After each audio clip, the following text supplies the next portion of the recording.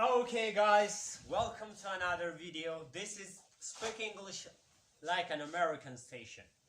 Speak English like an American. Lesson 1. Bob's day at work. Bob works as a manager in a furniture store. Peter, his boss, is not happy about sales. Bob's new advertising campaign hasn't helped. Peter decides to fire him. And here is the dialogue. Bob, I had to break the news, but our sales were down again last month. Down again, Peter? Yeah, these days everybody is shopping at our competition on a Sabbath furniture store. But everything in there costs an arm and leg. Why are people buying there? That's true. They do charge top dollar. And their salespeople are very strange. They really give me the creeps. Well, they must be doing something right over there. Meanwhile, we're about to go belly up. I'm sorry to hear that.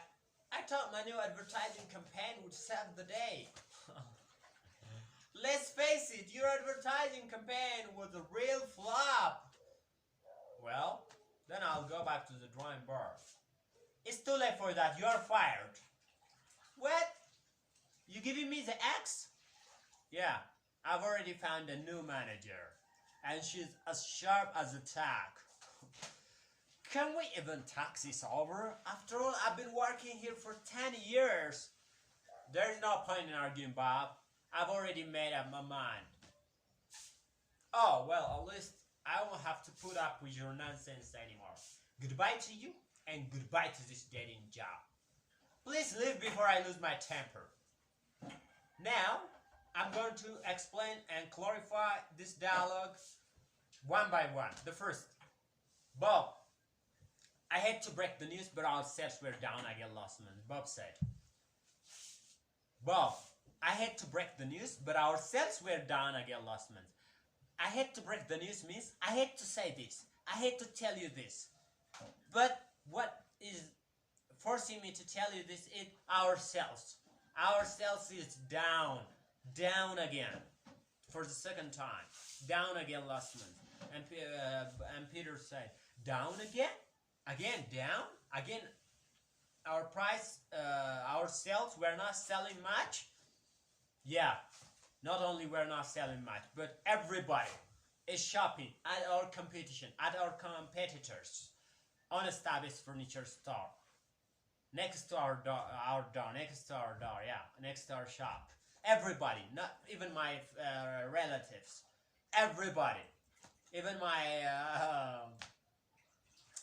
friends, everybody. I saw them buying things on a Sabbath furniture store. Everybody shopping at our competition, at our expense, on a Sabbath furniture store. But everything in there costs an arm and leg, said Bob. But everything in there costs an arm and leg. But everything, every furniture in that store costs an arm and leg. Everything in there costs an arm and leg.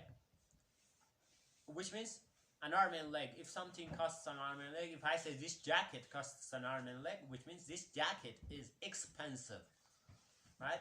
And everything in there costs an arm and leg. Everything in there, in that shop, costs an arm and leg means everything in that shop costs expensive or is expensive in other way.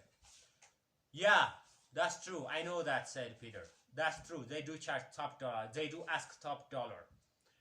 And said Bob, and their salespeople, people who sell the furniture on a Sabbath furniture store, and their salespeople are very strange, very unfamiliar.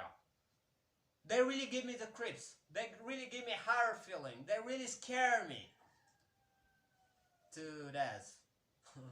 They really scare the shit out of me. They really scare me. And the salespeople are very strange. They really give me the creeps. I'm afraid of them in other way. Oh well, I don't care about that, said Peter. Well, they must be doing something right over there. Meanwhile, we're about to go belly up, right? They must be doing something, right? Maybe they're, I don't know, but they must be doing something right over there. At the same time, meanwhile, we're about to go belly up, we're about to go bankrupt, we're about to lose everything, we're about to go to crisis, financial crisis. They must be doing something. They're getting money hand over their fists out there, and at the same time, we're about to lose everything. We're about to go belly up. Means here is the belly. If the belly is going up, which means you're going to go bankrupt, right? So we're going to in crisis, financial crisis. I'm sorry, said Bob. I'm sorry to say that. I'm sorry to hear that.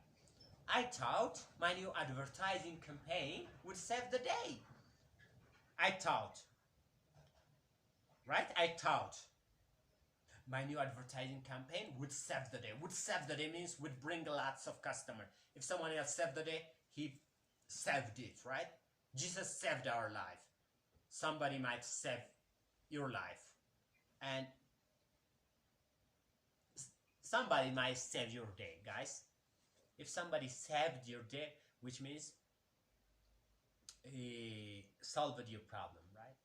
Thanks to all those people who are saviors. And actually, Jesus is the only savior, I think. Okay, save the day means somebody saved the day means somebody saved it. Prevented the something that was going to happen. So I thought my advertising campaign, my stickers, banners, my promotions, my advertisements would save the day, means would bring lots of customers and will solve the problem. Let's face it, said Peter. Let's accept the reality. Your advertising campaign was a real flop, was not good. Well, then I'll go back to the drawing board. I'll do it again. It's too late for that, said Peter. Bob said, oh, well, I'll go back to the drawing board. I'll do it again. I'll go back to the drawing board. I will go and check where I made a mistake. But Peter refused and said, it's too late for that. You are fired. You are no more my employee, said Peter. What? Said Bob. You giving me the axe? Are you firing me? Yes, sir. I've already found a new manager. And she's as sharp as tack. I've already found a new manager, and she's intelligent. She's by far better than you, said Peter. She's as sharp as a tack means she's intelligent. She's smart.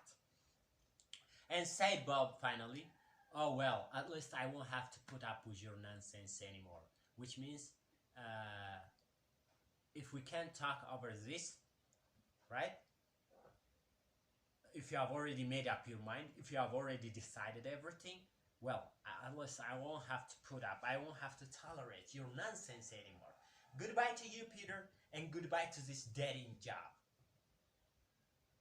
And finally, Peter said, please leave my office before I lose my temper. I'm losing my temper. I'm gonna blow you up. I'm gonna smack you down. Thanks to Bob. Bob left the office quietly.